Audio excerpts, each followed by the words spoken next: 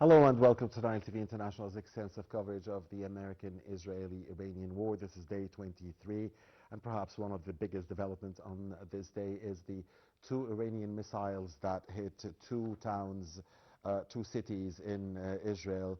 One in Arad, where at least 75 people, 75 Israelis have been injured, and 10 of them seriously, and 33 in Daimona, with light injuries, so over 100 Israelis injured in two missiles that somehow passed through the air defenses in Israel on this day. Also, U.S. President Donald Trump just saying a few moments ago, warning Iran, saying that if the Strait of Hormuz remains closed, then the U.S. might target will target Iranian energy infrastructure. A big warning there from the U.S. President, who had said that America will wind down forces, but is sending more troops to the region. Some of the most important developments here on day 23 and also on day 21 of the Israeli Hezbollah or Lebanon war, big clashes, direct clashes in South Lebanon near the city of Al-Khiyam, and reported casualties on both sides. We have with us now live over the phone Dr. Yasser Tantawy, the foreign relations expert. Dr. Tantawy, good morning. Thank you for joining us. Good morning, sir. You are welcome. Dr. Tantawy, His Excellency President Assisi arrived home after making a brief fraternal visits to the kingdoms of Bahrain and Saudi Arabia on Saturday.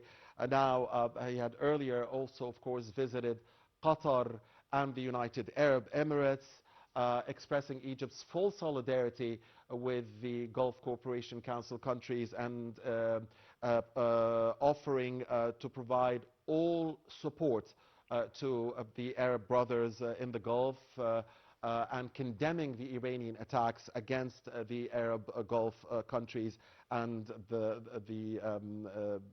all countries in the region as well, and also expressing Egypt's continued efforts in trying to bring this war to an end. Dr. Tantawy, how do you see the Egyptian position, the pillar of stability in this region, trying to bring calm back to the region? Actually, Egypt is working as the locomotive of the region. So it's driving over the politics and the initiatives now, especially the rule, or let's say the way of the Egyptian politics is like slow cooking, not like fast food, which is traditional in the region and even Western Europe. So the slow cooking is very important to prepare and furnish a proper ground to do that. In addition, close to close, or let's say eye-to-eye contact is very important in such circumstances to provide proper solidarity. Even it was a very dangerous trip, but we did it because of lots of arrangement that was pre-settled. So it came up with that shuttle, let's say, trips and the quick response from everyone. It's aiming to downsize the tension and try to mitigate the risks that is currently increasing to unlimited way. So technically, we need to understand that Egypt is the locomotive of the region. It is not a train wagon. It's like locomotive of the entire region. And it's driving now everything, and I think it's properly acknowledged by everyone in the neighboring countries. Absolutely. Now, Dr. Tantawy, we are hearing reports that Iranian Foreign Minister Abbas Araghchi is saying that Tehran is ready for talks. And we are hearing about mediation here and there in trying to bring things to the table of negotiations. How do you see the window for diplomacy at this stage? We all understand diplomacy is the only way to resolve such conflicts. There is no way to resolve it by war or military conflict or military powers. There is no way for that. So diplomacy is the only way that should go, and it will be also the only way that will go. properly. Technically, the escalation which is happening now might be at the ground to furnish the understanding of the, let's say, the background talks, because all parties needs to be presented to the public that they did their best, but every party should have some acceptable margin of acceptance and losses also, in which they could reach a common understanding. So technically, it could be a potential increase in political opportunity, let's say, which could be a very winning point currently. We believe that it should be going well in the coming few days if each party could contain its, let's say, aggression, let's say. Right. There has to be compromises and there has to be Yes. less stubbornness, I guess, Yes. Dr. Yes. Tantawy, from all parties. Now, I wanted to ask you about a couple of statements by Mr. Trump which seem to be contradictory. So you explain to us what you believe is the actual situation, if you will. Now, we've heard the U.S. president saying that, you know, the United States is ready to unwind operations in the region. But at the same time, we are seeing more troops coming to the region, Marines, and we're hearing reports about potential American takeover of Al-Khark, Iranian island, that island responsible for 90% of Iranian oil exports. I mean, which Trump should we believe? I mean, are we unwinding or are we adding power to the already existing force in the region? Technically, the current American administration is perfect in sending contradicting messages. So technically, they try to optimize, but they compromised. Actually, this is what happened between the relationship with Israel versus the relation with Arab countries versus the relation with NATO countries versus actually the conflict which is hidden between U.S. and Russia and China at the same time. On the other side, the conflict with Iran is a major showstopper for the dreams of the current administration to have more winning or whatever. So that contradicting or conflicting messages is a way of doing business. So technically, they are downsizing, and we believe that they are going to leave everything as it is, while the Arab countries should carry on the, let's say, the remediation of the current state. On the other side, sending troops and so on, it's like nobody understands why it should go, because land invasion is impossible. We need to be very realistic in that. It was not successful since Alexander the Great. So I don't understand how a couple of thousands of troops could invade or take over even a small island, because it's under the threat of being side attacks and so on, and it will open the ground for solo wolves or sleeping cells to be activated rapidly as a response. So in your view, this would be a very risky American move? It is a risky American move, but it is for sure. It is a Hollywood move, and if you see now in the last few days, the U.S. administration tried to show up the success of what they are doing through some Hollywood AI-based movies, which was very strange to be shown up. Even the Pentagon and the head of chief of staff is upset about such approach by the administration. But it is it's a Hollywood move. It's just to show up, we are here, we are, especially they fail to present to the Arab countries or the Gulf GCC countries that we can protect well. So they are trying to do something else. But who is paying the bills anyway, Dr. Tantawy? They will pay the bills, because paying the Marines' bills is more expensive than air defense.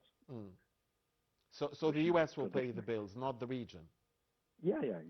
Everybody will pay for that. But the U.S. would like to grab more money out of that, would like to grab all financial resources to cover that. Now, Dr. Tantawy, there is another issue here related to the Strait of Hormuz, of course, very central to this war. And even if the Khark Island American move if it does happen, it has to do with the Strait of Hormuz. And we all saw how Mr. Trump tried to lure NATO allies to help him secure navigation in the Strait of Hormuz, although the U.S. president has said more than once that the United States on its own would care less about the Strait of Hormuz because it is, it doesn't benefit from it like the others, like China, like Asia, like the rest, like Europe. So, I mean, and even the oil, he says that, the U.S., and he's right. I mean, the U.S. is the biggest oil producer in the world. So, I mean, the U.S. on its own doesn't need the Strait of Hormuz. But we're hearing just a couple of hours ago, the U.S. president warning Tehran from keeping the Strait of Hormuz closed, although he had said before that the strait is open, and warning of hitting Iranian energy infrastructure, although he has said that he had asked the Israeli Prime Minister, the war crime suspect for genocide in Gaza, not to attack Iranian energy infrastructure. How can we, put all of this in one frame? Maybe this is one of the problems that happens when the leaders of a country doesn't have a military background. Hitting and using power should be highly justified if the president or the leader is having the sufficient knowledge. The more we are having knowledge, the less use of power. So overshowing power will not be presented as exposure or being useless or hopeless to do something. So maybe we can take it from another perspective that nobody has any idea what to be done. So technically, the contradicting messages presented that in a very smooth way, I believe they don't have, this is my own opinion, they don't have any idea what should be done, or there is no expectations. It's, as we said before, it could be a level of an uncertainty of risk. Yeah. So this is the level they are having now. So I try to ping, let's say to ping or to penetrate several options. Maybe something will hit. Maybe something will say yes. Yeah. Maybe to get an excuse for a meeting, to get an excuse. So you are telling us, I guess, Dr. Tantawy, that it's very hard to predict what's going to happen in the upcoming days, because even the warring parties and the main elements of this war are taking things day by day, and there is no clear plan. So it's even harder for monitors, those who monitor the war or try to bring an end to it, to like Egypt, try to predict what's going to happen next, right? Technically, I think what's happening now, we alerted about it years ago. We cannot say even a day or two before, but more than 11 years. We tried to mitigate all of that since that time, because I think our government and our president read the stories from earliest days, but unfortunately nobody listened to that by that time until now. So technically what we are happening now is like a businessman who wake up in the early morning looking to the stock market, how it goes, and he moving with it. So this day-to-day action done by the current administration is horrible, like in the States. So nobody understands what's going on, especially the two persons who are allocated to let's say to support the Iranian side. Kushner and Garrett Kushner and his Witkoff are having no experience in the Iranian culture. They don't have any experience in the Middle Eastern, let's say, Iranian side or Persian side, to be very specific. So there has been a lot of miscalculations. It is based on miscalculation. It's based on, this is the problem of the current American administration, personal trust. Right. And miscalculations from the Iranian side as well, that hit the Arab Gulf countries. And this has been said by President Sisi more than once. I mean, there is a huge miscalculation. Yes, the problem with Iranian culture is that everything now is controlled by Iranian Revolutionary Guards, and they are all having a strict military, we cannot say military, militia culture, which is very hard to be regulated or to be adopting in, I cannot say peace discussions, but let's say tolerated discussions or diplomatic thinking. We need to understand that what's happening now, rather Iran or Israel or US, are taking tactical success to be shown up to the public like it is a strategic success. So this is a fail by itself. Dr. Tantawy, one final question. If we are confused whether the U.S. wants this war to end or not, because, naturally we could assume that Mr. Trump would want to declare victory and wrap up this thing quickly so that inflation and gasoline prices in the U.S. Would be brought back, so that he wouldn't pay the price in the November congressional elections, and that the Iranians too, who have probably been sent 5 or 10 years back, would like this war to end. The one party that we know doesn't want this war to end is Israel, led by a war crime suspect prime minister. And we saw today perhaps the biggest Iranian attack against Israel since the start of the war. More than 100 people injured, many of them seriously, in Arad and in Daimona. And we are also seeing Hezbollah, the Iran-backed group in South Lebanon, not only throwing missiles at the Israelis, but also facing the Israeli occupation in South Lebanon and causing casualties to the Israeli occupation army. So for how long do you think Netanyahu can bear this, and how will this affect his fate in his own elections come October? The problem with Israel, I think, with Israeli society is a little bit strange. Regardless of Netanyahu, that we will feel any politicians he will fit in his place will do the same, by the way. They are having the same culture, the same background, but Netanyahu is more, because he's having like a radical belief that he's the last king, he will come for Messiah and so on. So he's mixing politics with hallucination, with religious activities and so on, even though he is not even a real, let's say, Jewish he's coming from maybe Latvia or Lithuania or something like that. So technically, he's abusing the state, he's abusing that. He's having lots of problems internally. We need to understand that Israel is not powerful as before, because they are losing their credentials with other nations, especially lots of people and lots of countries now are trying to be exiling Israel from their communication, from their political events and so on. Yeah. So it's becoming a little bit strange until now. But by the end of the day, we are not expecting a change in the general politics. Maybe we can change in a personal behavior of a prime minister if he's changing, but it will not change the overall atmosphere, let's say. They will be keeping the same trend, let's say. Thank you very much, Dr. Yasser Tantawy, the Professor of International Relations. Thank you for your time, and thank you for your insights. And thank you for watching us. Please stay with Nile TV.